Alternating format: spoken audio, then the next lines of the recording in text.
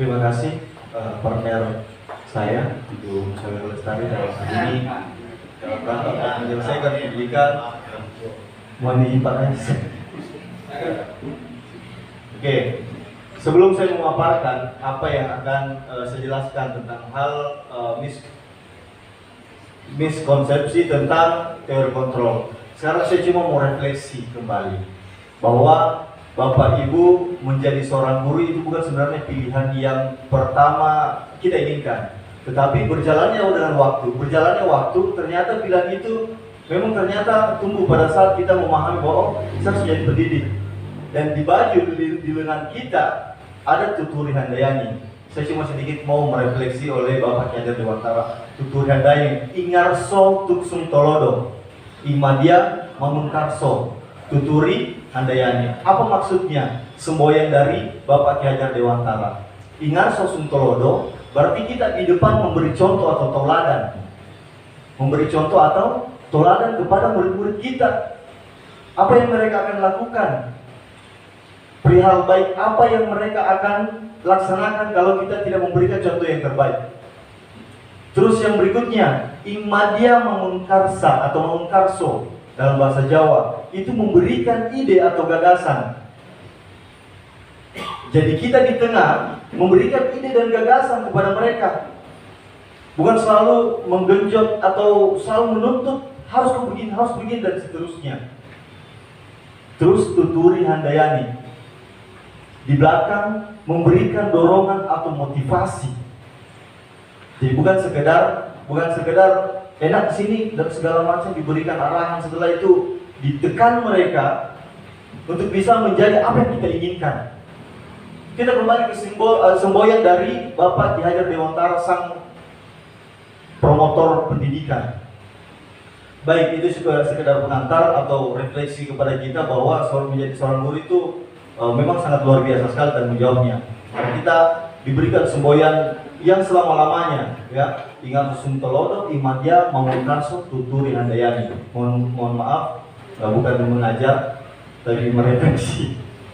Oke, miskonsepsi tentang teori kontrol. Apa saja miskonsepsi tentang teori kontrol? Yang pertama, ilusi guru mengontrol murid. Kita berilusi untuk mengontrol murid, bukan menekan, bukan memaksa, dan sebagainya. Akhirnya apa? Sehingga siswa menjadi merasa terguncang perasaannya bahwa tidak cukup kayak ini dan lain sebagainya. Berarti kita harus mengontrol murid, mengarahkan jauh lebih baik ke depan. Jadi kita kembali sekarang ke SD ini. Bagaimana anak-anakku sekalian sudah paham tentang hal seperti ini? Begitu dikembali. Oke, yang berikutnya, ilusi bahwa semua penguatan positif, efektif dan bermanfaat. Jadi apa yang kita berikan kepada mereka harus berupaya bahwa mereka berpikir bahwa memang hal yang dia sampaikan kepada guruku ini memang hal-hal yang bermanfaat dan positif. Jadi selaku kita sebagai wali kelas atau guru di dalam pembelajaran, memang di setiap kita melaksanakan proses pembelajaran, kita harus selipkan nilai-nilai positif kepada siswa. Bukan sekedar, oh ya, saya belajar bahasa Indonesia, mohon izin Bu Seniorku. Kita mengajar bahasa tentang bagaimana berpuisi. Setelah itu kita cari memang hal-hal positif yang bisa ditarik atau diambil kepada siswa tersebut. Bukan semata-mata begitu dia kuasai tentang hal pembacaan puisi, dia tahu bagaimana mengkonsep puisi, tetapi ada memang nilai-nilai moral di dalamnya sehingga mereka bisa terapkan terus-menerus. Dan bahkan bukan cuma di sekolah, di lingkungan sekolah dan keluarga. Itu harapannya untuk berbagi budaya positif hari ini. Terus berikutnya, ilusi bahwa kritik dan membuat orang merasa bersalah dapat menguatkan karakter. Jadi biasa yang kita lakukan, mungkin juga seperti saya atau kepada saya dapat informasi dari sekolah lain, tidak hanya di sini, sekolah lain. Biasa kalau masalah isu bahwa kritik dan membuat orang merasa bersalah dapat menguatkan karakter. posisi yang kita pahami tentang merasa bersalah ini siswa tidak bisa berkata apa-apa pada saat tidak melakukan pertanyaan-pertanyaan. Yang biasa kita lakukan, begitu kita introspeksi kepada siswa, kita mencari tentang informasi tentang siswa. Oh, kau apa yang harus kau lakukan? Ini tidak ada ini siswa kesempatan untuk berbicara. Saya begini Pak, saya begini. Pokoknya ini seakan-akan kita masuk ini, kau yang salah. Kita di sekolah lain, di sekolah luar yang informasi yang saya dapatkan. Kalau di sini tidak ada nih. Alhamdulillah Pak, semua ini. Saya berpegang kepada si Boyan, Pak Ki Hajar Dewantara. Oh ini sih Pak. Oke, berikutnya. Ilusi bahwa orang dewasa memiliki hak untuk memaksa. Yang kita pahami memang sini orang dewasa memang memaksa untuk. Biasa kalau kita interogasi siswa, otomatis itu kita harus paksakan dia harus mengaku, walaupun mungkin dia tidak. Dan pembelaannya memang sudah benar sebenarnya. Pembelaannya sudah benar untuk menyelamatkan dirinya. Tapi saking seringnya selalu dipaksa, akhirnya berat hati, walaupun dia tidak melaksanakan hal-hal mungkin atau kesalahan, akhirnya dia mengaku, oh iya saya nih. Berarti hal di situ, hal yang kita lakukan itu berarti kita paksakan untuk mengakui hal yang tidak dia lakukan. Oke, next.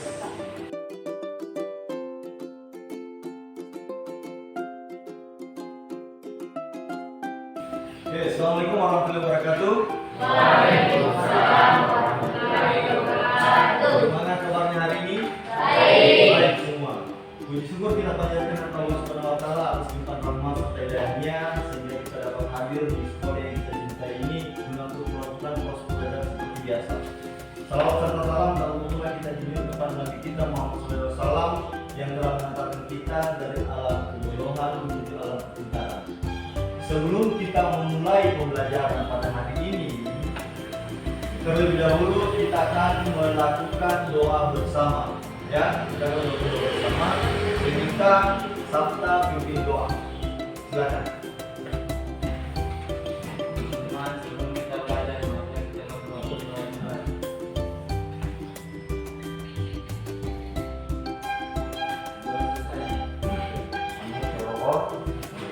baiklah anak-anakku sekalian, pada hari ini kita akan melakukan proses pembelajaran. Tetapi sebelum kita melakukan proses pembelajaran, ada hal yang ingin Bapak sampaikan supaya ke depan kita bisa melakukan hal yang lebih baik.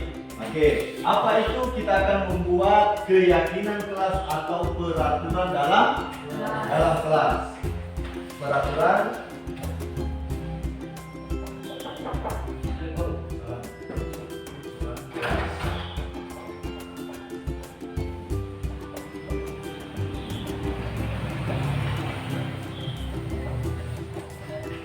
Oke. Sekarang kita akan membuat. Silakan dulu. Sekarang kita akan membuat keyakinan kelas, ya. Keyakinan kelas. Loh, kenapa ada pertanyaan? Kenapa harus keyakinan kelas? Kenapa bukan peraturan kelas? Ya. Sama sebenarnya. Keyakinan atau peraturan kelas, dan peraturan kelas itu yang akan kita sepakati bersama nantinya, ya. Siapa yang tahu peraturan itu kita buat untuk dipatuhi. Saya kasih permisalan. Misalkan kalau kita keluar malam tidak menggunakan jaket, apa yang terjadi? Masuk angin, ya, masuk angin atau dingin. Ya, itulah. Makanya dengan peraturan yang akan kita buat nanti ini, itu yang akan seterusnya kita akan lakukan. Ya. Jadi dengan keyakinan atau peraturan kelas yang kita akan buat, saya harapkan silakan kalian akan terapkan nanti di dalam kelasnya seterusnya dan di semua mata pelajaran. Mungkin di sana bisa dulu sementara, ya, situ ya, boleh. Dari mana ini semua tadi? Dari kantin. Istirahat. Sudah jadi dulu kan? Ya, dadah. Baiklah, saya lanjut. Kira-kira peraturan yang akan kita sepakati hari ini itu apa? Ada yang bisa? Pak, silakan ambil kertas kecil. Ambil kertas kecilnya. Silakan tulis peraturan kelas yang ingin kalian sepakati. Terserah kalian maunya bagaimana. Masing-masing siswa itu membuat aturan 3 aturan. Ya, 3 aturan. Membuat masing-masing 3 aturan. Silakan dibuat. Yang pertama apa, yang kedua apa. Setelah itu nanti dikumpul. Ya, nanti dikumpul. Oke, silakan dibuat, Nak.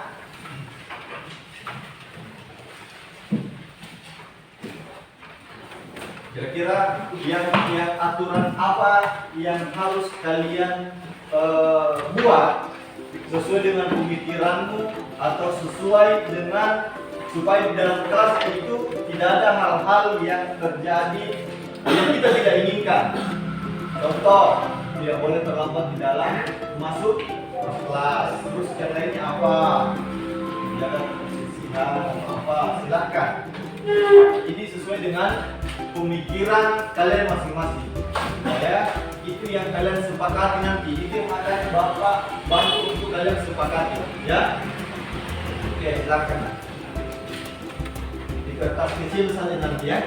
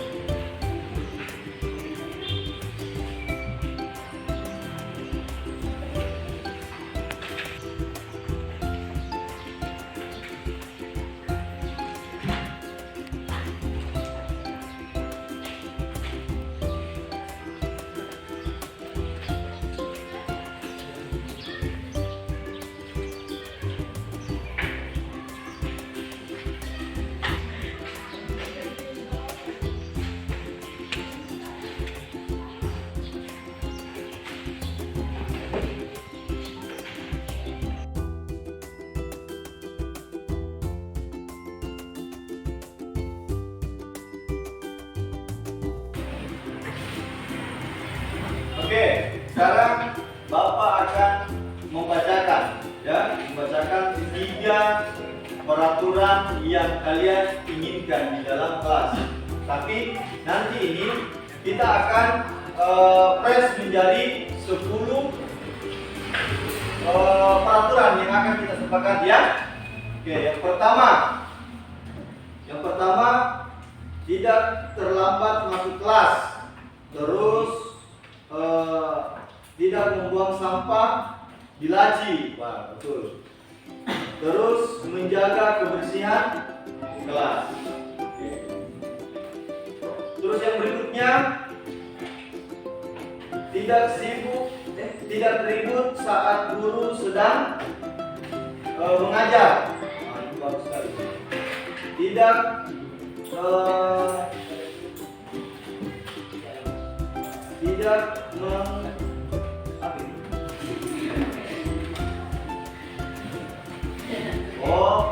Tidak menghamburkan meja saat keluar main.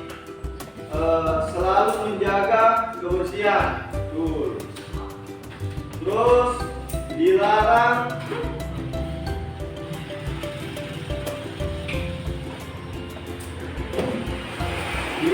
membawa makanan ke dalam kelas.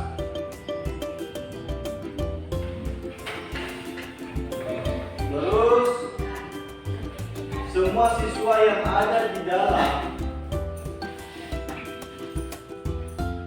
kelas harus mengikuti jadwal kebersihan untuk menjaga kebersihan kelas. Terus yang ketiga, tidak timbul saat guru atau pak guru menjalankan mengajar agar teman kelas bisa fokus. Oke.